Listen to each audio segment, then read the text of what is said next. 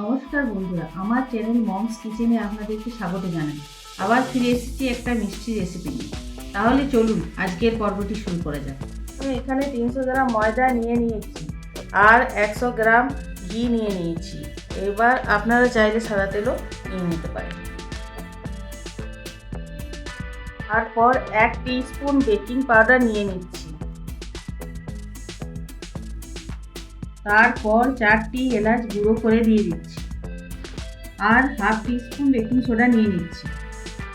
এবার ভালো করে সব উপকরণগুলি মিক্স করে নেব।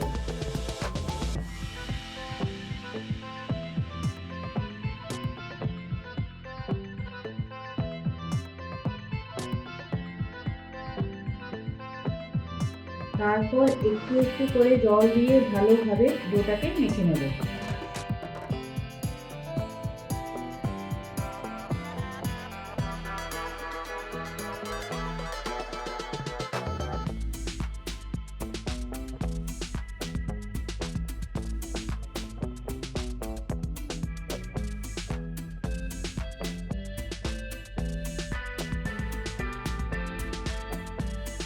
দেখুন ডোটা ভালোভাবে মাখা হয়ে গেছে। এবার 30 মিনিটের জন্য ঢাকা দিয়ে রেখে দেব। তারপর একটা কড়াইতে মিডিয়াম ফ্লেমে গরম করে তার মধ্যে 2 কাপের মতন চিনি দিয়ে দিচ্ছি আর 2 কাপের মতন জল দিয়ে দিচ্ছি। এরপর এর মধ্যে 4টে এলাচ দিয়ে দিচ্ছি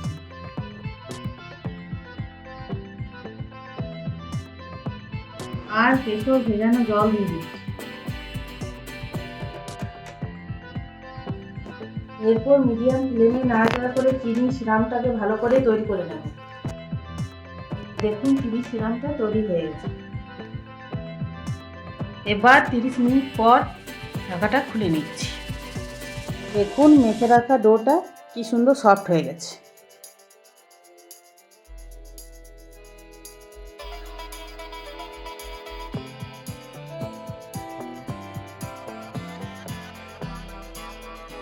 এবার ডোটাকে 3টি অংশে কেটে নিচ্ছি।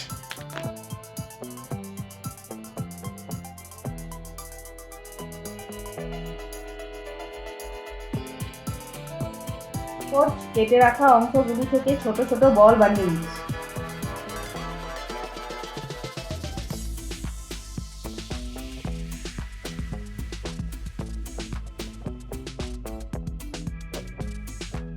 এরপর বলগুলিকে বালুশাইয়ের আকারে গড়ে নিচ্ছি।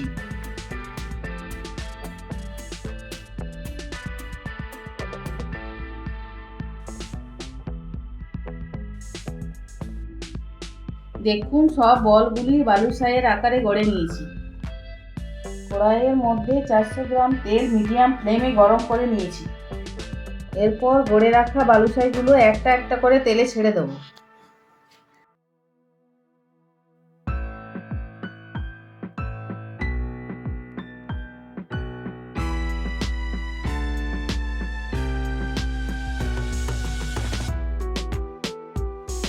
মিডিয়াম ফ্লেমে বালুশাইগুলিকে লাল করে ভেজে নিতে হবে।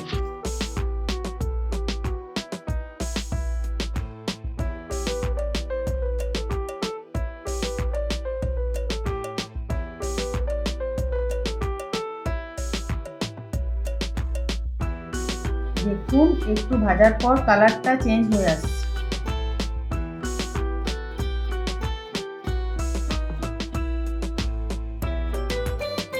দেখুন বন্ধুরা ভালোভাবে ভাজা হয়ে গেছে। এবার একটা প্লেটে তুলে নিচ্ছি।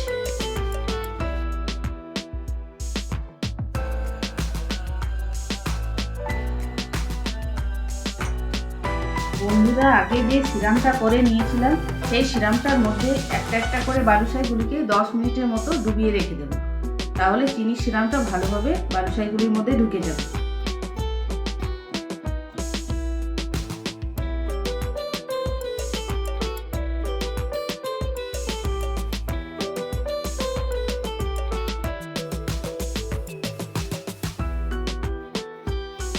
দেখুন বন্ধুরা আপনাদেরকে একটা ভেঙে দেখাচ্ছি কি সুন্দর খাস্তা হয়েছে।